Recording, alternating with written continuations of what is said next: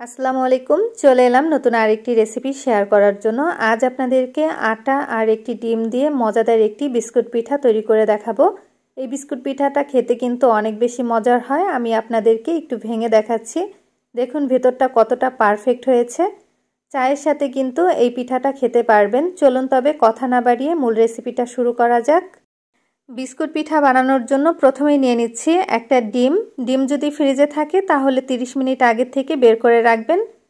সাথে দিয়ে দিচ্ছি 1/3 কাপ পরিমাণ চিনিটা ডিমের সাথে খুব ভালো মতো মিশিয়ে নিচ্ছে। আমি এই কাজটা হ্যান্ড উইক্স দিয়ে করে নিচ্ছি, আপনারা চাইলে কাঁটা চামচ দিয়েও করে নিতে পারবেন। তবে চিনিটা কিন্তু খুব ভালো মতো ডিমের সাথে মিশিয়ে নিতে হবে।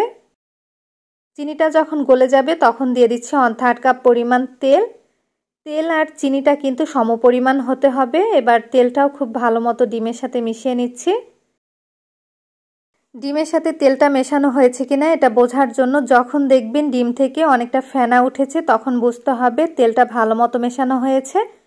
এবার বাকি উপকরণগুলো দিয়ে দিচ্ছি। প্রথমে দিয়ে দিব আটা। আমি এখানে 1 কাপ পরিমাণ আটা নিয়েছি, তো অল্প পরিমাণে দিলাম, বাকিটা পরে দিয়ে দিব যদি লাগে। 1/2 চা চামচ দিয়ে দিলাম বেকিং পাউডার, 1/2 চা চামচ লবণ, 1 টেবিল চামচ গুঁড়া দুধ। অবশ্যই চেষ্টা করবেন গুঁড়া দুধ দেওয়ার জন্য। এবার সব উপকরণ ভালো মতো ডিমের মিশ্রণের সাথে মিশিয়ে নিচ্ছি।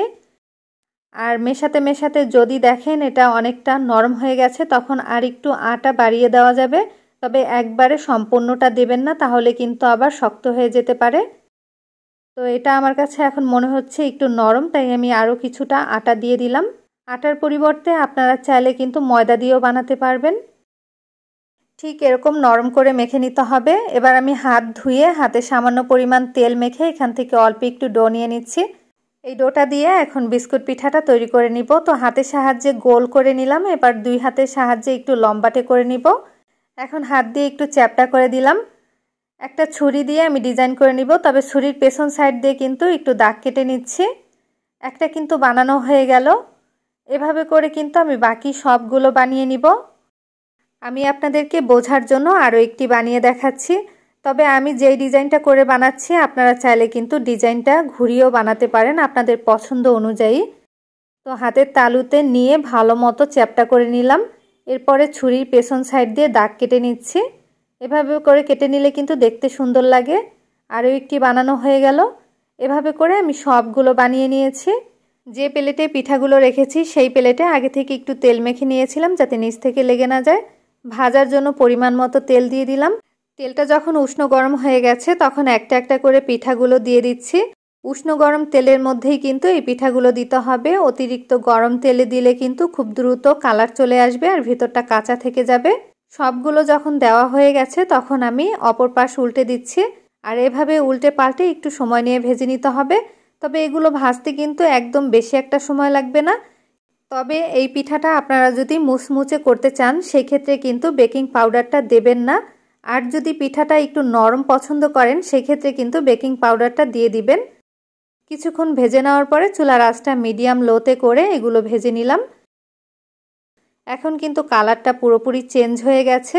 দেখুন কতটা ফুলকো হয়েছে। এই পিঠাগুলো ভাজা হয়ে গেছে। আমি এর থেকে বেশি কালার করব না। এবার তেল ঝরিয়ে তুলে নিচ্ছি। তেলটা খুব ভালো মতো ঝরিয়ে নিলাম।